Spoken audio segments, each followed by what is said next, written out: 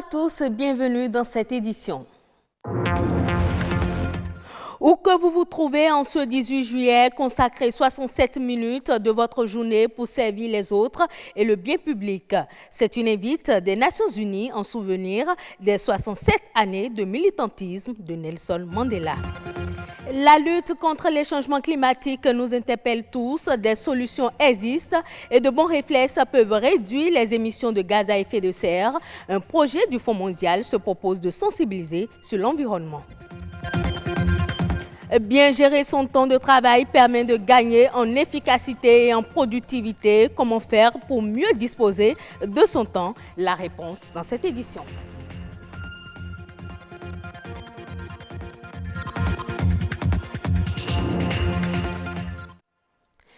Elle est plus connue sous son nom anglais Mandela Day et existe depuis 2010.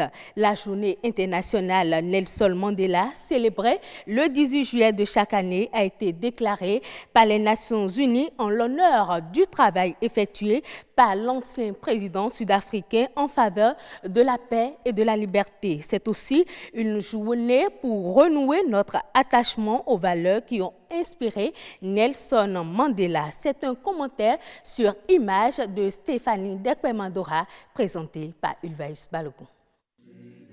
Il est un héros de la lutte anti-apartheid. Né le 18 juillet 1918, Nelson Mandela a entamé son combat dans les années 40.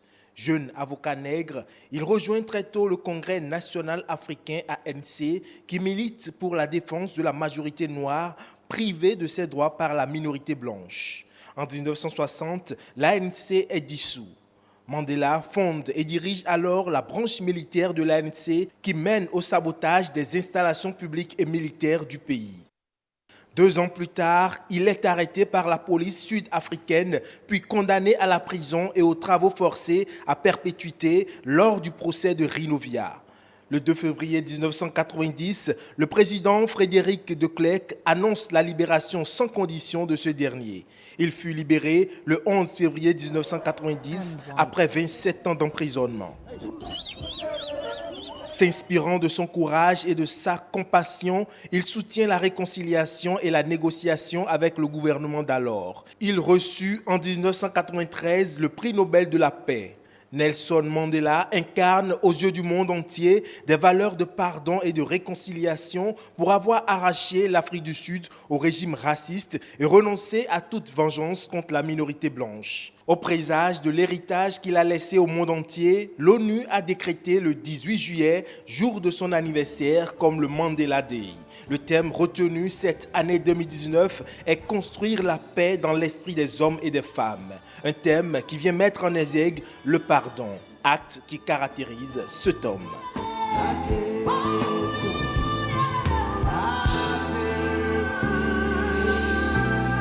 Unir les efforts pour lutter efficacement contre les changements climatiques. Pour gagner ce pari, les organisations non gouvernementales sont associées.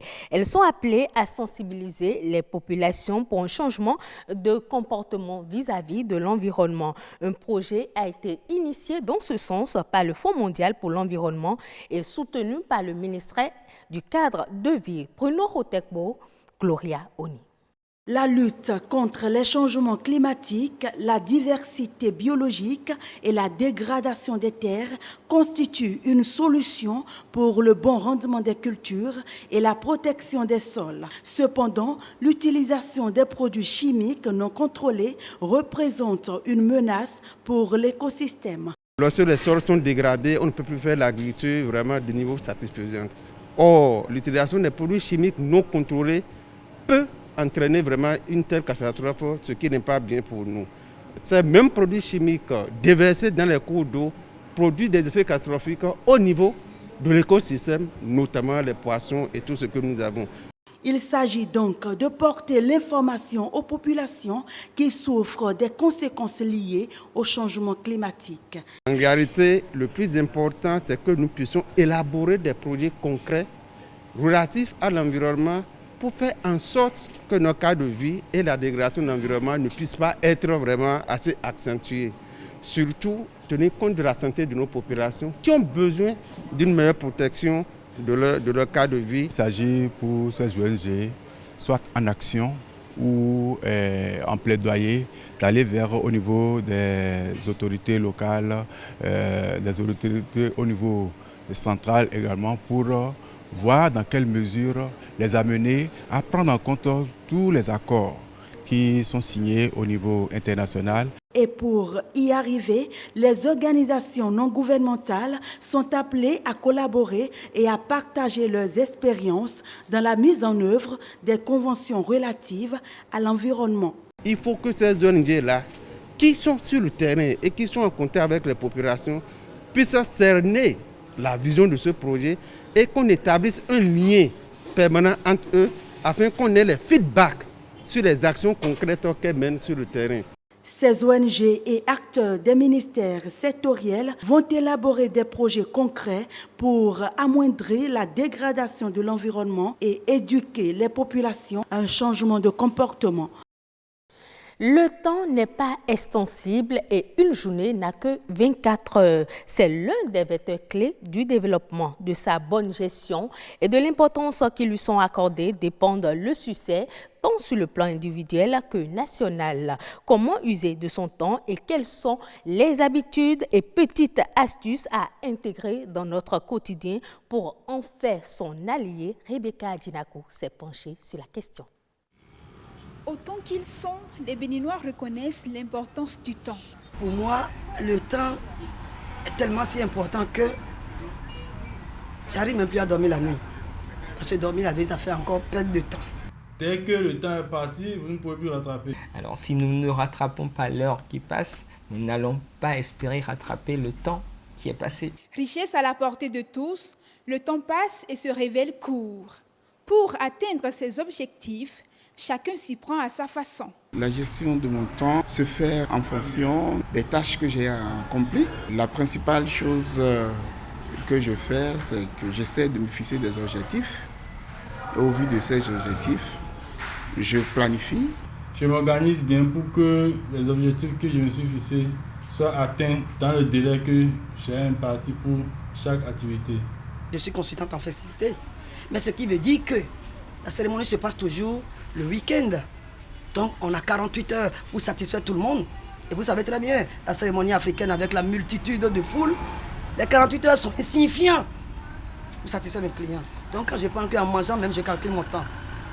En parlant, je parle plus vite pour récupérer mon temps. Time is money, disent les anglophones. Le temps fait partie intégrante du processus de développement d'une nation.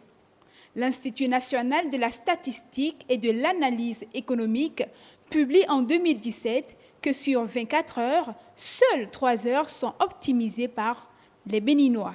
La cause principale, c'est que le Béninois est dans un environnement où il n'y a pas assez de rigueur au niveau des différents responsables pour l'amener à pouvoir être plus pointué par rapport à son utilisation du temps. Mieux vaut tard que jamais. Pour une gestion optimale du temps, plusieurs méthodes existent. Nous allons proposer la méthode NERAC. La méthode NERAC, c'est N-E-R-A-C. Le N voudrait dire qu'il faut noter toutes ces activités dans une journée. Le E plutôt, c'est qu'il faut évaluer la durée nécessaire pour chaque activité. Après avoir évalué la durée nécessaire, il faut réserver le temps de sécurité pour gérer les urgences ou les embouteillages qu'il faudrait avoir. Le R, c'est arbitrer les priorités parce que vous avez une flopée d'activités, mais il faut pouvoir savoir celles qui sont prioritaires et les mettre en avant des autres. Et le C, c'est enfin, après avoir déroulé votre journée, contrôler ce qui a été réalisé pour faire un peu ce qu'on peut appeler du suivi et évaluation. L'heure après l'heure n'est plus l'heure et loin de laisser le temps au temps, utilisons-le à bon escient.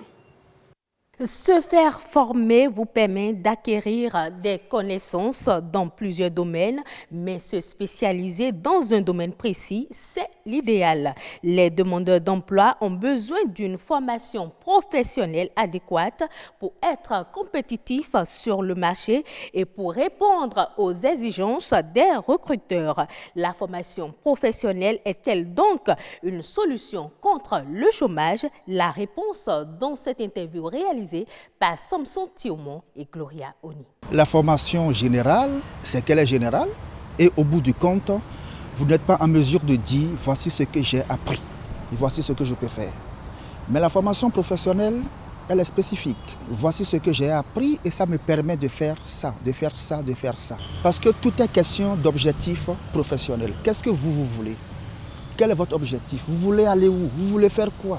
C'est une question de motivation. Il y a des gens qui décident d'aller dans la recherche. Ils savent pourquoi et c'est parce qu'ils en ont la passion, la motivation. Donc, la question c'est que lorsque vous faites une formation professionnelle, dans 99% des cas, vous avez un savoir-faire.